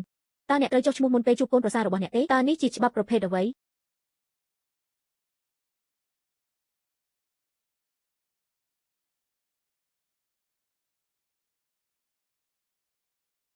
ជាងឆេនសូមឲ្យយើងអង្គុយនៅទីនេះហើយនិយាយគ្នានេះជាកន្លែងងាយស្រួលសម្រាប់ពិភាក្សាអំពីអាជីវកម្មលោកជាងឆេនវាពិតជាមិនស្អាតទេដែលគ្រួសារមួយឆ្លោះប្រកែកគ្នានៅក្នុងបន្ទប់ប្រជុំសហគមន៍ពេលខ្ញុំធ្វើទៅឈើតូចមួយនៅលើយ៉សម្រាប់អាហារពេលល្ងាចថ្ងៃចូលឆ្នាំថ្មីមិនអាក្រក់មើលទេជាងឆេនបរោះម្នាក់យើងមិនត្រូវភ្លេចឫសគល់របស់យើងបន្ទាប់ពីទទួលបានជោគជ័យជំនុំពេលល្ងាចបាននៅជាមួយអ្នកអស់រយៈពេល3ឆ្នាំទោះបីជាពួកគេមិនបានសម្រេចរឿងអស្ចារ្យក៏ដោយក៏ពួកគេនៅតែខំប្រឹងប្រែងយ៉ាងខ្លាំងមិនថាអ្នកឈ្នះឆ្នោតឬវានៅតែជារឿងរបស់ប្រពន្ធអ្នកទេយ៉ាងហោចណាស់យើងគួរតែពិភាក្សាវាជាមួយគ្នាខ្ញុំមិនចង់បានអ្វីផ្សេងទៀតទេខ្ញុំមានអារម្មណ៍អាណិតកូនស្រីខ្ញុំណាស់3ឆ្នាំតើស្ត្រីមានរដូវ3ឆ្នាំប៉ុន្មានដងហុំបងថ្លៃអ្នកកំពុងធ្វើឲ្យខ្លួនឯងល្ងងខ្លៅនៅចំពោះមុខអ្នកខាងក្រៅយើងមិនអាចធ្វើឲ្យសមាជិកគ្រួសារយើងខកចិត្តបានទេមែនទេលើកចុងក្រោយដែលយើងបានញ៉ាំនោះមិនមែនជារបៀបដែលអ្នកណែនាំមនុស្សទេកូនប្រសាររស់នៅជាមួយពួកគេគួរតែដឹងពីច្បាប់មួយចំនួនតាំងពីដំបូងវាមិនមានបញ្ហាថាអ្នកញ៉ាំនៅទីណាទេហាហាតើអ្នកណាអាចទ្រាំទ្រនឹងមនុស្សដែលបង្ហាញសមត្ថភាពទោះបីជាខ្លួនក្រក៏ដោយកុំបារម្ភអីជាងឆេននឹងមកបន្ទាប់ហេតុអ្វីបានជាអ្នកថតរឿងនេះតើអ្នករក្សាភស្តុតាងនៃអ្វីដែលក្រុមគ្រួសាររបស់អ្នកនិយាយទេការអ្នកបង្ខំខ្ញុំឲ្យចុះហត្ថលេខាលើកិច្ចព្រមព្រៀងការពីយប់មិញពួកគេមិនបានចាត់ទុកខ្ញុំដូចជាក្រុមគ្រួសារទេសូមឈប់អូសទាញខ្ញុំចុះយល់ព្រមទេ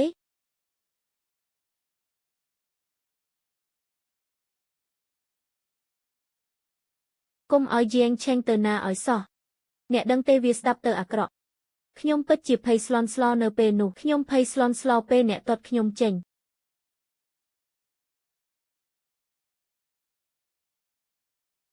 ទោះបីជាយើងវាយដៃគោលើក្បាលក៏ដោយទោះបីជាអ្នកមាន200លានឥឡូវនេះក៏ដោយអ្នកមិនអាចបដិសេធ Wang King សូម្បីតែមួយកាក់មួយសេនឡើយអ្នកបានទទួលកិច្ចព្រមព្រៀងហើយ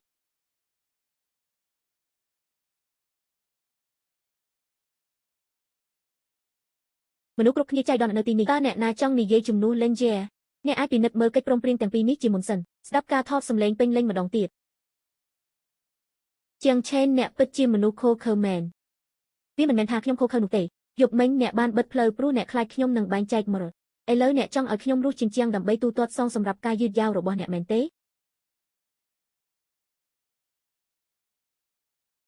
បន្ទាប់ពីចុះហត្ថលេខារួចប្រាក់ចំណូលរបស់ភាគីនីមួយនឹងជាកម្មសិទ្ធិរបស់ភាគីម្ខាងទៀតនេះត្រូវបានសរសេរយ៉ាងច្បាស់ណាស់បងថ្លៃស្រីអ្នកបានយេងឆេនចុះហត្ថលេខាលើកិច្ចព្រមព្រៀងនេះអ្នកសួរខ្ញុំថាខ្ញុំកំពុងធ្វើអ្វីតើអ្នកមិននៅទីនេះដើម្បីនិយាយជំនួស Wang King ទេ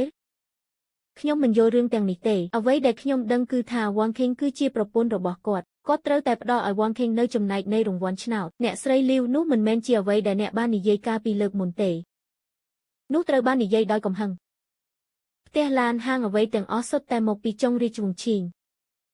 អ្នកត្រូវសងបំណុលដោយខ្លួនឯងមិនថាអ្នកខ្លាចជាអ្នកមានឬសុំទានអាហារនៅថ្ងៃអនាគតទេកុំព្យាយាមចូលរួមជាមួយចុងរាជវង្សឈិងនេះមិនមែនគ្រាន់តែជាការលើកឡើងដោយកំហឹងនោះទេវាជាការថតពិធីការអត្ថន័យពេញលេញនៃការបរិច្ឆេទចុះហត្ថលេខាជាងជេនអំពីបញ្ហានេះយើងគ្រាន់តែរឿងពីខាងម្ដាយរបស់អ្នកប៉ុណ្ណោះតើអ្នកចង់មានន័យយ៉ាងណាវាមិនមែនថាយើងមិនជួយទេដោយសារកិច្ចព្រមព្រៀងនេះមានលក្ខណៈស្ខ្មៅយើងមិនអាចនិយាយអ្វីបានឡើយអ្នកគួរតែពិភាក្សាអំពីកិច្ចការផ្ទះដោយខ្លួនឯងវាមិនល្អទេសម្រាប់អ្នកខាងក្រៅដូចជាពួកយើងក្នុងការចូលរួមច្រើនពេកពេលយើងនិយាយអំពីការបែងចែកលុយអ្នកមិនមានអារម្មណ៍ដូចជាមនុស្សក្រៅទេវ៉ានឈីងនិយាយអ្វីមួយនេះជាលុយរបស់អ្នកហេតុអ្វីបានជាអ្នកធ្វើដូចជាមនុស្សល្ងងលោកជាងឆិនខ្ញុំមិនចង់បានលុយរបស់អ្នកទេតើអ្នកចង់មានន័យយ៉ាងណាដោយពាក្យថាចង់បានអ្នកជាប្រពន្ធរបស់គាត់នោះហើយជាអ្វីដែលអ្នកសុំនឹងទទួលបានម៉ាក់គ្រប់គ្រាន់ហើយតើអ្នកបាននិយាយអ្វី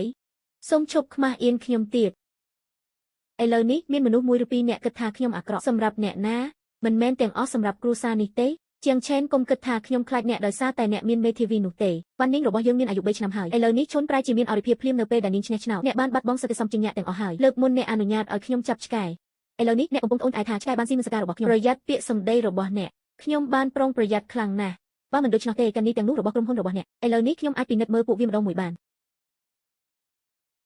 អ្នកស្រីលីវនិងលោកលីនចាប់ពីថ្ងៃនេះទៅអ្នកណាដែលបង្កបញ្ហារារាំងការផ្សព្វផ្សាយព័ត៌មានអំពីទៀនយើងនឹងប្រមូលភស្តុតាងស្របតាមច្បាប់អ្នកមិនគ្រាន់តែបំភ័យខ្ញុំទេវាដូចជាការប្រាប់អ្នកថាការមានលុយធ្វើឲ្យអ្នកអស្ចារ្យនេះមិនមានអ្វីតាក់ទងនឹងលុយទេប៉ុន្តែរាល់ពាក្យដែលអ្នកនិយាយចាប់ពីពេលនេះទៅទាំងអស់នេះអាចក្លាយជាភស្តុតាងតាមមានអ្វីកើតឡើងម្ដងទៀតអ្នកផ្គត់ផ្គង់របស់លោកលីនបានបើកឡានដឹកទំនិញទៅកាន់ច្រកទ្វារក្រុមហ៊ុនពួកគេបាននិយាយថាប្រសិនបើមិនបង់ប្រាក់នៅថ្ងៃនេះទេពួកគេនឹងរឹបអូសឧបករណ៍ឲ្យខាត់ទុកប្រឆាំងនឹងយើងតើអ្នកណាបានផ្ញើពួកគេនិងប្រាក់ឈ្នួលរបស់បុគ្គលិកមនុស្សគ្រប់គ្នាកំពុងរង់ចាំនៅក្នុងការិយាល័យមានរឿងអ្វីកើតឡើងក្រុមហ៊ុនកំពុងបិទច្រកចូលលោកជាងឆេនទោះបីជាប្រាក់រង្វាន់មិនត្រូវបានបែងចែកក៏ដោយអ្នកត្រូវតែជួយសង្គ្រោះក្រុមហ៊ុនរបស់ឆេវហើយជាមុនសិនមែនទេកាលពីលើកមុនអ្នកបាននិយាយថាគាត់ជាបុរសម្នាក់ដែលមានវាសនាសម្រាប់រឿងអស្ចារ្យចុះបើខាតលុយខ្លះវិញអ្នកបាននិយាយថាការវិនិយោគអាចនាំមកទាំងប្រាក់ចំណេញនិងការខាតបង់ខ្ញុំបានឲ្យវាទៅអ្នកដោយស្ម័គ្រចិត្តដូចគ្នានេះដែរឥឡូវនេះអ្នកនឹងត្រូវទទួលការខាតបង់ដោយខ្លួនឯងជាងឆេនតើអ្នកពិតជាចង់មើលខ្ញុំអស់កម្លាំងមែនទេខ្ញុំមិនចង់មើលអ្នកត្រូវគេបោះបង់ចោលទេវាជាលុយរបស់ខ្ញុំនឹងមិនចំណាយលុយលើអ្នកទៀតទេលោកលីននិងអ្នកអតីតទៀតបានឡើងទៅជាន់លើរួចហើយពួកគេបាននិយាយថាពួកគេនឹងមិនចាក់ចេញទេរហូតដល់ពួកគេទទួលបានអនុញ្ញាតឲ្យពួកគេរងចាំជាងឆេនដាក់អ្វីផ្សេងទៀតមួយឡែកសិនហេតុអ្វីបានជាក្រុមហ៊ុនរបស់ខ្ញុំគួរជួយខ្ញុំឆ្លងកាត់ឧបសគ្គនេះជាមុនសិនគ្រាន់តែដោយសារតែអ្នកនឹងវ៉ាន់គីងមិនទាន់លែងលះគ្នាជាផ្លូវការនៅឡើយទេសៀវហាវគឺជាប្អូនប្រុសរបស់គាត់ប្រសិនបើអ្នកជួយគាត់អ្នកនឹងដូចជាប៉ាវវ៉ាន់ឈីងមេធាវីជូឃើញអ្នកទស្សនាម្នាក់នៅខាងក្រៅ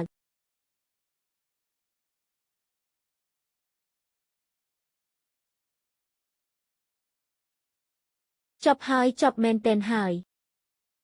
តើក្រុមហ៊ុនរបស់អ្នកអាចដួលរលំយ៉ាងលឿនយ៉ាងនេះដោយរបៀបណាមិនមែនជាងឆេងតែងតែជួយខ្ញុំពីមុនទេប្រាក់កម្ចីហាងកែសម្ផស្សរបស់អ្នកខ្ញុំតែងតែអូសកាត់របស់គាត់ដើម្បីទិញរបស់របរដូច្នេះអស់រយៈពេលជាច្រើនឆ្នាំមកនេះយើងពិតជាពឹងផ្អែកលើគាត់ណាស់ឈប់និយាយរឿងដែលធ្វើឲ្យបាក់ទឹកចិត្តបែបនេះទៅដំបូងត្រូវទៅក្រុមហ៊ុនរបស់លេនហៅហេតុអ្វីបានជាបងប្រុសវាងមកផ្ទាល់ក្នុងឱកាសបុណ្យចូលឆ្នាំចិន ទំនិញរយៈពេល3ខែចំនួន6លានត្រូវបានទូទាត់នៅថ្ងៃនេះបងវាងឈប់សម្រាក2ថ្ងៃអ្នកធ្លាប់និយាយថាបន្ថយល្បឿនខ្ញុំកំពុងពិចារណាលើរឿងនេះសម្រាប់អារម្មណ៍របស់ប្រធានាធិបតីជាងឥឡូវនេះជាងសងបានដល់ការធានារបស់គាត់ហើយលីនហៅមានមុខមាត់បែបណា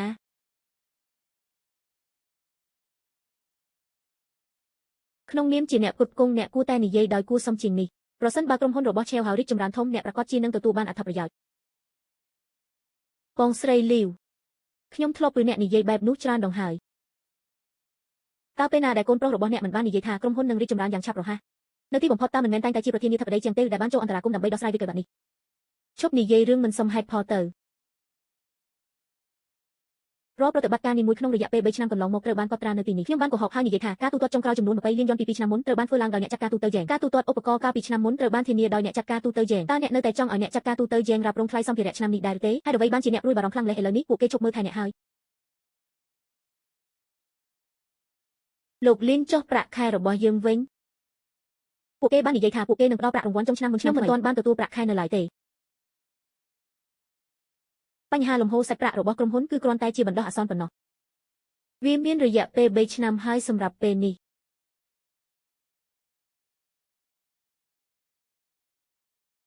តើអ្នកមិនបាននិយាយថាក្រុមហ៊ុននឹងរកប្រាក់ចំណេញឆាប់នេះទេពិតមកទៅតើអ្នកដឹងអ្វីខ្លះគ្មានអាជីវកម្មណាមួយអាចដំណើរការបានដោយមិនខ្ចីប្រាក់នោះទេចុះលុយ$80 លានដែលជាងឆេងបានឲ្យអ្នកវិញ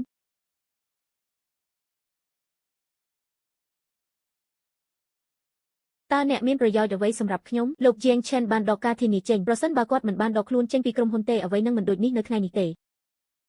លីនហៅឈប់ព្យាយាមបង្វែរកំហុសទៅអ្នកអតីតទៅលុយនោះជាអ្វីដែលអ្នកជំពាក់អ្នកបានចុះហត្ថលេខាលើកិច្ចសន្យាអ្នកបានទទួលទំនិញហើយប៉ុន្តែជាងចេញធ្លាប់បានសន្យាថានឹងជួយសៀវហៅគាត់អាចដកខ្លួនចេញឥឡូវនេះតើវាមិនត្រឹមតែបង្កគ្រោះថ្នាក់ដល់មនុស្សទេវាជាសំណាងប្រសិនបើនរណាម្នាក់ជួយអ្នកវាជាសិទ្ធិរបស់មនុស្សម្នាក់ដែលមិនជួយអ្នកមិនអាចចាត់ទុកមនុស្សដូចជាម៉ាស៊ីនអេតបានទេហើយអ្វីត្រូវបន្ទោសម៉ាស៊ីនអេតថាមិនបញ្ចេញលុយ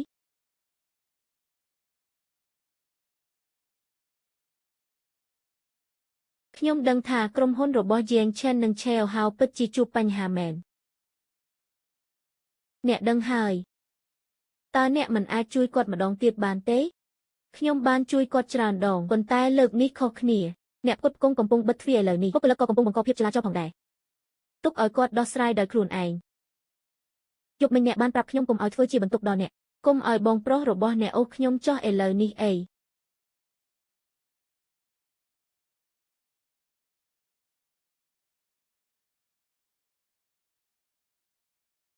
ប្រាក់ចំនួន6លានយន់មិនត្រូវបានបញ្ចូលទៅក្នុងកណនីទេនៅម៉ោង5ល្ងាចថ្ងៃនេះខ្ញុំនឹងធ្វើតាមនីតិវិធីតែប៉ុណ្ណោះទំនិញត្រូវបានបញ្ឈប់និងឧបករណ៍ត្រូវបានបិទជិតក៏ត្រូវមានការពន្យល់អំពីប្រាក់ខែរបស់លោកលីនអ្នកចាត់ការទូទៅផងដែរ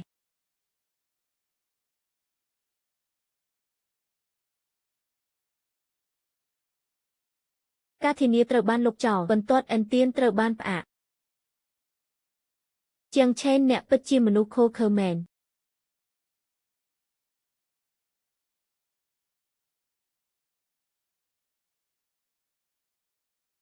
ត្រឹមតែជាង8លានប៉ុណ្ណោះអ្នកមិនអាចរកលុយបន្តិចបន្តួចនេះបានទេ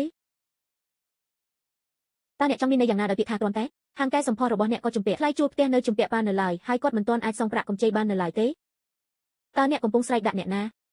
បើអ្នកមិនបានបង្ខំជាងឆេនឲ្យចុះហត្ថលេខាការពីយប់មិញទេគាត់មនុស្សចេញគាត់អាចកាត់ចំណងបានយ៉ាងស្អាតនៅថ្ងៃនេះអ្នកកំពុងស្ដីបន្ទោសខ្ញុំឥឡូវនេះតើក្រុមហ៊ុនរបស់អ្នកមិនមែនជាក្រុមហ៊ុនដែលចំណាយប្រាក់ច្រើនជាងគេទេ One King ទៅរកជាងឆេនម្ដងទៀតសូមមេត្តាខ្ញុំទើបតែហៅគាត់នឹងមិនជួយខ្ញុំទៀតទេវាមិនមែននិយាយអំពីការសូមឲ្យគាត់ជួយជាមួយកានីអត់របស់អ្នកទេវាគឺដើម្បីធ្វើឲ្យអ្នកបញ្ចុះបញ្ចូលគាត់ត្រឡប់មកវិញម៉ាក់នឹងមិនត្រឡប់មកវិញទេ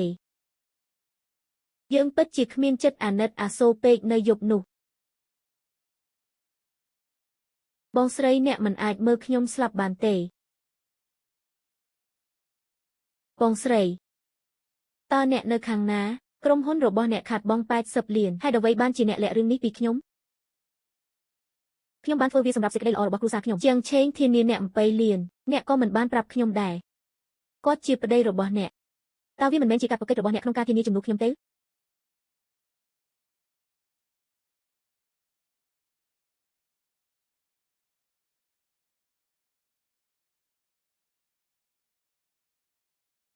អរគុណសម្រាប់អ្វីដែលអ្នកបានបន្សល់ទុកកាលពីយប់មិញ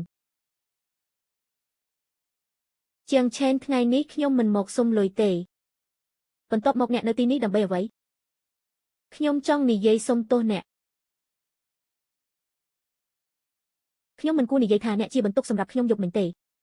ខ្ញុំទើបតែដឹងខ្លួនបន្ទាប់ពីអ្នកចាក់ចេញទៅអ្នកជាអ្នកបង្កបញ្ហាជាច្រើននៅផ្ទះក្នុងរយៈពេល3ឆ្នាំចុងក្រោយនេះតើអ្នកមិនបានដឹងរឿងនោះពីមុនមកទេអ្នកមិនដឹងថាក្រុមហ៊ុនរបស់លេនហៅកំពុងខាតបង់លុយទេអ្នកមិនដឹងថាម៉ាក់របស់អ្នកបានប្រើកាតរបស់ខ្ញុំទេអ្នកមិនដឹងថាឪពុករបស់អ្នកបានខ្ចីប្រាក់ដើម្បីសងបំណុលទាំងនេះទេខ្ញុំគិតថាអ្នកមានឆន្ទៈខ្ញុំធ្វើនោះមិនមានន័យថាខ្ញុំល្ងងទេជាងឆេនតើយើងអាចចាប់ផ្ដើមឡើងវិញបានទេបើខ្ញុំមិនឈ្នះតើអ្នកនឹងមកថ្ងៃនេះទេអ្នកអាចចាក់ចេញបានវាមិនមែនថាខ្ញុំគ្រាន់តែត្រូវការពេលវេលាខ្លះដើម្បីមើលអ្វីឲ្យច្បាស់ខ្ញុំត្រូវបានអ្នកបណ្ដេញចេញកាលពីយប់មិញ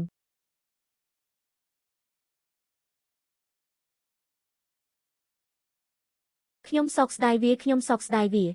វាជាអាជីវកម្មផ្ទាល់ខ្លួនរបស់អ្នកមិនអាចផ្ដល់ឱកាសឲ្យខ្ញុំម្ដងទៀតបានទេតើអ្នកធ្លាប់ផ្ដល់ឱកាសឲ្យខ្ញុំអង្គុយនៅតុសម្រាប់អាហារពេលល្ងាចថ្ងៃចូលឆ្នាំថ្មីទេលោកជាងនិងមេធាវីចៅបានមកដល់ហើយជាងឆេនខ្ញុំពិតជាមិនចង់បានលុយរបស់អ្នកទេបន្ទាប់មកបន្តទៅតាមកិច្ចព្រមព្រៀងអ្នកមិនចាំបាច់ប្រគល់របស់នេះមកខ្ញុំវិញទេខ្ញុំមិនចូលចិត្តចម្អិនអាហារទេត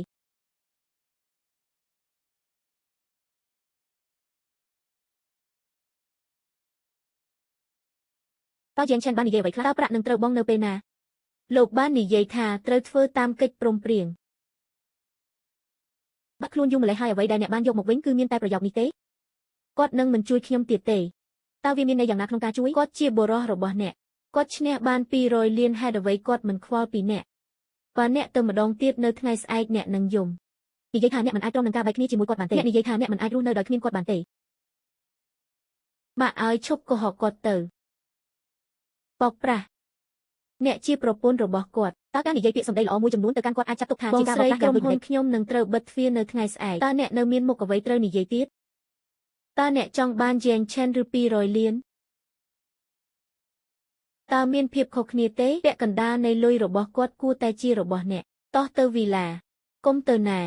គាត់នឹងមិនឃើញអ្នកទេគាត់នៅតែជាប្តីរបស់អ្នកគាត់មិនហ៊ានមើលទេចូលយើងធ្វើឲ្យអ្វីច្បាស់លាស់នៅយប់នេះយកលុយក៏បានដែរឬយក Won King មកវិញយើងបានបណ្ដេញគាត់ចេញនៅយប់នោះបន្ទាប់មកអ្នកគួរតែបញ្ចុះបញ្ចូលគាត់មកវិញយើងនឹងទៅជួបគាត់ម្ដងទៀតនៅថ្ងៃស្អែកមនុស្សគ្រប់គ្នាបានឃើញវាហើយមែនទេជាងឆេនរស់នៅទីនេះគាត់ជាអ្នកមានហើយមិនខ្វល់ពីខ្ញុំទេដូច្នេះហើយបានជាអ្នករាល់គ្នាមិនអាចយកលុយរបស់អ្នករាល់គ្នាបានជាងឆេនចេញមកកុំលាក់ខ្លួននៅខាងក្នុងដោយធ្វើពុតជាទ្វារជាមនុស្សលោកលៀងជំពាក់លុយក្រុមហ៊ុនរបស់អ្នកគាត់ធ្លាប់ជាអ្នកដែលមើលថែអ្នកជំនួសអ្នកឥឡូវនេះគាត់បានឈ្នះ200លានហើយហេតុអ្វីបានជាពួកគេអាចដកថយនៅពេលណាដែលពួកគេចង់បានហ្វាងចាស់នៅពេលអ្នកចុះហត្ថលេខាលើកិច្ចសន្យាតើភាគីម្ខាងទៀតជានរណាក្រុមហ៊ុនលីនហាវតើអ្នកណាជាអ្នកចុះហត្ថលេខាលើការបញ្ជាក់បង្កាន់ដៃចុះហត្ថលេខាដោយលោកលីនអ្នកចាត់ការទូទៅក្រុមហ៊ុនរបស់យើងក៏បានបំពេញតាមការសន្យារបស់លោកលីនអ្នកចាត់ការទូទៅផងដែរវាច្បាស់ណាស់រួចហើយថាអ្នកគួរតាក់ទងអ្នកណាលោកលីនកុំប្រើយើងជាកូនអុកអីបងប្រុសវាងប្រសិនបើជាងឆេនមិនបានដកប្រាក់ធានារ៉ាប់រងរបស់គាត់ទេក្រុមហ៊ុននោះមិនព្រមធ្វើបែបនោះទេក្រុមហ៊ុននេះខាតបង់លុយអស់3ឆ្នាំហើយគាត់បានខាតបង់លុយដោយសារតែគាត់បានដកប្រាក់ធានារ៉ាប់រងលោកលីនយើងនឹងធ្វើការឲ្យអ្នកមិនធ្វើការឲ្យលោកជាងទេបើអ្នកមិនអាចបើកប្រាក់ខែបានទេកុំបន្ទោសអ្នកអតីអីជាងឆិនអ្នកគ្រាន់តែចង់មើលបែបនេះមែនទេសៀវហៅហើយអ្នកថាជាបងថ្លៃយ៉ាងហោចណាស់3ឆ្នាំពេលគាត់បណ្ដេញខ្ញុំចេញពួកគេមិនបានចាត់ទុកខ្ញុំដូចជាបងថ្លៃរបស់ពួកគេទេបាក់ឲ្យឈប់និយាយទៅពិតមកទៅ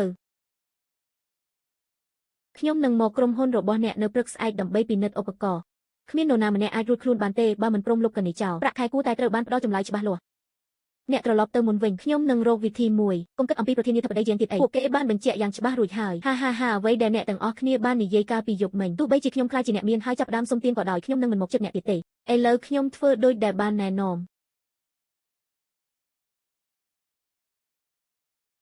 អ្នកណាជាអ្នកអនុញ្ញាតឲ្យអ្នកបិទច្រកចូលហាងរបស់ខ្ញុំថ្លៃជួលផ្ទះ3ខែរបស់បងស្រីលីវត្រូវតែដោះស្រាយនៅថ្ងៃនេះខ្ញុំមិនត្រូវការលុយរបស់អ្នកក្នុងឱកាសចូលឆ្នាំចិនទេគឺយើងមិនខ្វះវាពីមុនមកទេលោកជាងបានបង់ប្រាក់ឲ្យអ្នកឥឡូវនេះដោយសារគាត់មិនបង់ប្រាក់ទេអ្វីអាចនឹងផ្លាស់ប្ដូរប្រយ័ត្នពាក្យសម្ដីរបស់អ្នកកូនប្រសាររបស់ខ្ញុំមានលុយច្រើនបន្ទាប់មកអនុញ្ញាតឲ្យគាត់បង់ប្រាក់វាយើងត្រូវបើកប្រាក់ខែហើយអ្នកកំពុងដាក់សម្ពាធលើខ្ញុំបីជាអ្នកមានខំខ្ញុំក៏ដោយខ្ញុំនៅតែត្រូវរំប្រាក់ចិញ្ចឹមអនុញ្ញាតឲ្យគាត់បង់ប្រាក់វាបងស្រីលីវដល់ពេលយើងបើកប្រាក់ខែហើយ អ្នកកំពុងព្យាយាមបង្ខំខ្ញុំដែរមែនទេខ្ញុំមិនបង្ខំអ្នកទេខ្ញុំក៏ត្រូវរស់នៅជីវិតរបស់ខ្ញុំដែរហាងរបស់បងស្រីលាវស្ថិតក្នុងស្ថានភាពបែបនេះខ្ញុំមានលុយនៅសល់$0.00នៅក្នុងកាតរបស់ខ្ញុំឲ្យលុយខ្ញុំវិញមកតើអ្នកទាំងអស់គ្នាកំពុងជេរប្រមាថខ្ញុំមែនទេគឺបើខ្ញុំមិនបានលុយយប់នេះទេខ្ញុំនឹងបដូរសល់នៅព្រឹកស្អែកអ្នកធ្លាប់តែនិយាយថាអ្នកជាអ្នកមានវាបង្ហាញថាកូនប្រសារបានចំណាយសម្រាប់វាទាំងអស់នេះមិនសមនឹងតម្លៃដែលអ្នកបានដកស្រង់ដំបូងទេមើលដោយប្រុងប្រយ័ត្នខ្ញុំបានទិញរបស់នេះក្នុងតម្លៃខ្ពស់ប្រាក់កម្ចីរបស់លោកលីនហួសការកំណត់លោកជាងធ្លាប់ជួសជុលវាឲ្យអ្នកលើកនេះគ្មានអ្នកណាជំនួសវាទេ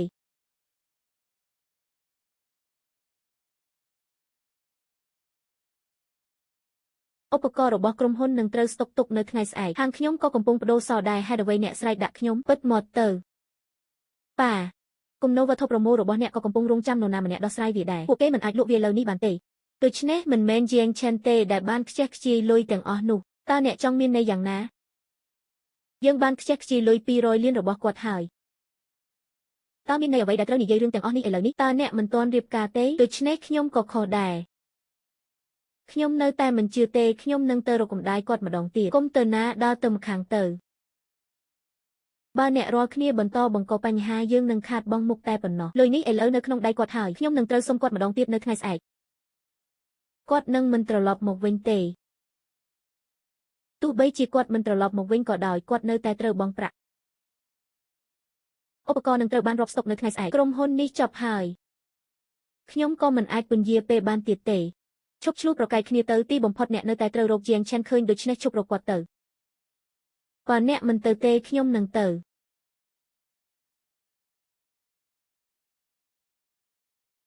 ពួកគេមិនឲ្យខ្ញុំ50លានទេ30លានយេនប្រសិនបើអ្វីផ្សេងទៀតបរាជ័យដំបូងឡើយផ្ដល់ជំនួយសង្គ្រោះបន្ទាន់ចំនួន$10លានតើយើងមិនបាននិយាយថាយើងនឹងចែកវាជាពីរទេតើគ្រួសារមួយអាចរក្សាបញ្ជីច្បាស់លាស់បែបនេះបានយ៉ាងដូចម្តេច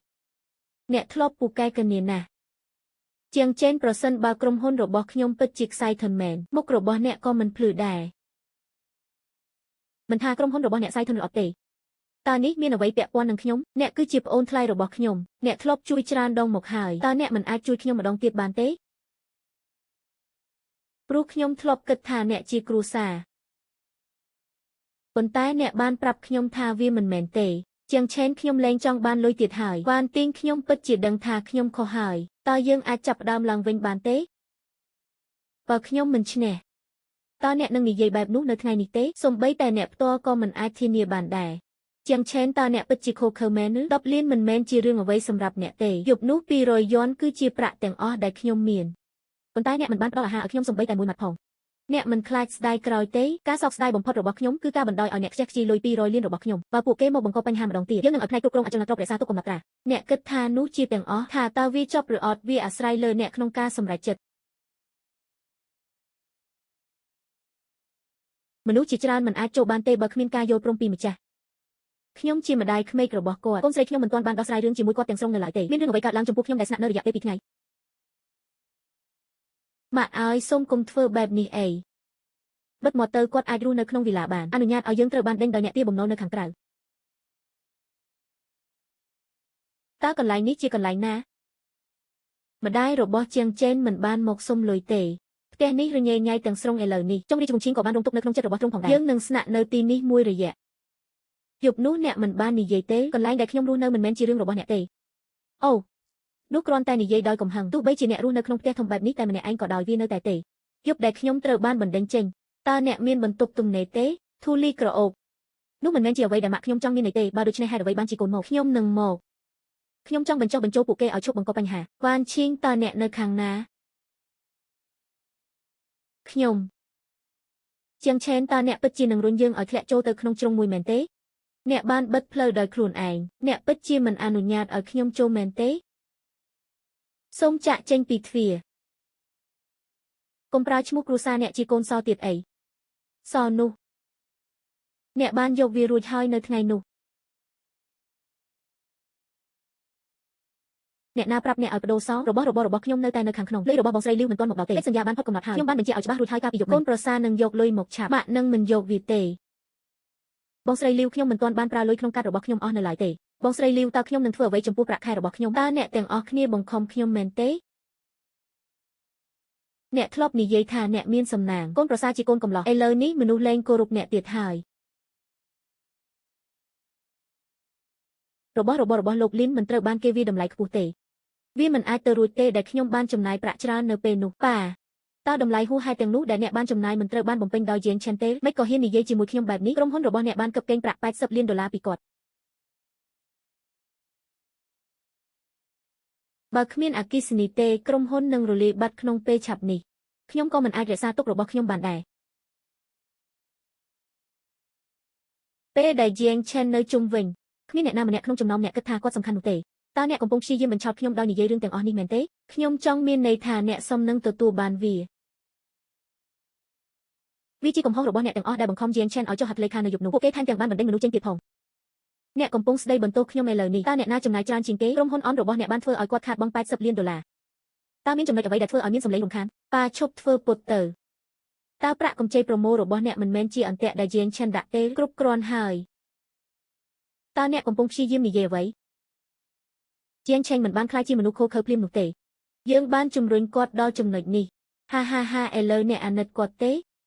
តើអ្នកបានទៅធ្វើអ្វីខ្ញុំនៅតែមិនជឿទេខ្ញុំនឹងទៅរកកម្ដាយគាត់ម្ដងទៀតកុំទៅណាបិទមាត់ទៅរហ័ស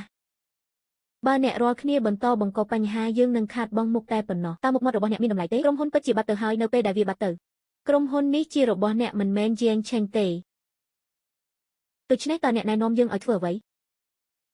អ្នកណាជំពាក់គួរតែសងអ្នកបានបញ្ជាក់ឲ្យច្បាស់ហើយជាងឆេងធ្លាប់សង្វិញតាមរបៀបដូចគ្នាជាងចាន់ថ្ងៃនេះខ្ញុំមិនមកសុំលុយទេបន្ទាប់មកអ្នកនៅទីនេះដើម្បីអ្វីខ្ញុំចង់ប្រាប់អ្នកសូមអភ័យទោសខ្ញុំមិនគួរនៅស្ងៀមនៅយប់នោះទេខ្ញុំមិនគួរទុកអ្នកឲ្យចូលនៅទីនោះតែម្នាក់ឯងទេអ្នកមិននៅស្ងៀមទេអ្នកបានជ្រើសរើសពួកគេខ្ញុំបានគិតនៅពេលនោះអ្នកនឹងនៅតែលះបង់ខ្ញុំដូចមុនតាំងពីយប់ដែលខ្ញុំត្រូវបានបណ្តេញចេញយើងចប់ហើយដែរអនាគតរបស់យើងតើយើងនៅតែអាចនិយាយគ្នាដូចមិត្តភក្តិបានទេមិនចាំបាច់មានរឿងនេះទេខ្ញុំមិនស្អប់អ្នកទេខ្ញុំគ្រាន់តែមិនចង់មានអ្វីពាក់ព័ន្ធនឹងអ្នកទេបើគ្មាន$200 លាននេះទេតើអ្នកនឹងអត់ទោសឲ្យខ្ញុំទេប្រសិនបើខ្ញុំមិនមាន$200 លាននេះខ្ញុំដេកនៅតាមផ្លូវអស់ជាយូរមកហើយត្រឡប់ទៅរស់នៅជីវិតផ្ទាល់ខ្លួនរបស់អ្នកវិញខ្ញុំបានបាត់បង់ថ្ងៃដ៏ល្អបំផុតនៃជីវិតរបស់ខ្ញុំតើមានអ្វីផ្សេងទៀតទេជាងឆេនសូមទុកផ្លូវចេញសម្រាប់កាន់នៃជំនួស1 លានយ៉េនខ្ញុំពិតជានឹងសងវិញនៅពេលអនាគតអ្នកបានសន្យាថានឹងសងខ្ញុំវិញនៅពេលដែលអ្នកបានខ្ចីវាពីខ្ញុំពីមុនបន្ទាប់មកចូលយើងធ្វើវាដើម្បីជាប្រយោជន៍ដល់វ៉ាន់ថេងជួយឈៀវហៅម្ដងខ្ញុំនឹងមិនបំពេញរំដៅដ៏ជ្រៅរបស់នរណាម្នាក់ម្ដងទៀតឡើយខ្ញុំនឹងមិនបំពេញរំដៅដ៏ជ្រៅរបស់នរណាម្នាក់ម្ដងទៀតឡើយបើអ្នកពិតជាចង់ឃើញមែនយើងគ្មានអ្វីទាំងអស់ខ្ញុំមិនចង់ឃើញអ្នកគ្មានអ្វីសោះឡើយខ្ញុំចង់ឃើញអ្នករៀនឈរឡើងដោយខ្លួនឯងឈប់សុំលុយគាត់ទៀតទៅខ្ញុំឈប់ជាងឈិនខ្ញុំសុំទោសខ្ញុំនឹងបញ្ឈប់ពួកគេចាប់ពីពេលនេះទៅយើងក៏នឹងធ្វើការរួមគ្នាដើម្បីសងបំណុលដែលពួកគេជំពាក់ផងដែរអ្នកគួរតែនិយាយរឿងនេះយូរមកហើយខ្ញុំដឹងហើយខ្ញុំនឹងបញ្ជាក់វាដោយសកម្មភាពរបស់ខ្ញុំនាពេលអនាគតនេះជាបញ្ជីបំណុលនិងផែនការបង់រំលោះអនុវត្តទាន់ពេលវេលាច្បាប់នឹងផ្ដល់ឱកាសឲ្យអ្នកចាប់ផ្ដើមឡើងវិញបងប្រុសថ្លៃខ្ញុំមិនសុំការអភ័យទោសពីអ្នកទេខ្ញុំនឹងសងអ្វីដែលខ្ញុំជំពាក់ម្ដងមួយយប់នោះអ្នកអាហារពេលល្ងាចថ្ងៃចូលឆ្នាំថ្មីខ្ញុំឈរក្បែរតូកាន់ចានម៉ាក់របស់អ្នកមិនបានឲ្យវាមកខ្ញុំទេហើយក្នុងនាមជាបងប្រុសរបស់អ្នកខ្ញុំបានសើចចំអកប៉ារបស់អ្នកបានធ្វើឲ្យខ្ញុំទទួលយកវាសនារបស់ខ្ញុំរបួសទាំងនោះនឹងមិនបាត់ទៅដោយគ្រាន់តែសុំទោសនោះទេប្រសិនបើអ្នកខាត់លុយអ្នកអាចចាប់ផ្ដើមឡើងវិញទី1ធ្វើឲ្យជីវិតបានត្រឹមត្រូវទទួលយកភារកិច្ចដែលអ្នកគួរទទួលផ្លូវគឺជាជម្រើសរបស់ខ្លួនឯងកុំពឹងផ្អែកលើខ្លួនឯងដើម្បីដឹងថាត្រូវធ្វើអ្វីបន្ទាប់ទៀតម៉ាក់និងប្អូនស្រីតោះយើងត្រឡប់ទៅវិញចាប់ពីថ្ងៃនេះទៅចូលពឹងផ្អែកលើខ្លួនឯងលុយអាចជួយសង្គ្រោះអ្នកបណ្ដោះអាសន្នបានប៉ុន្តែមិនមែនសម្រាប់មួយជីវិតទេសូមឲ្យពួកគេយល់ពិតជាអាចផ្គត់ផ្គង់គ្រួសារបានមែនលុយដែលមិនធ្លាប់សុំផ្ទុយទៅវិញវាគឺជាសមត្ថភាពក្នុងការទទួលស្គាល់អាហារនិងការធ្វើការយ៉ាងលំបាក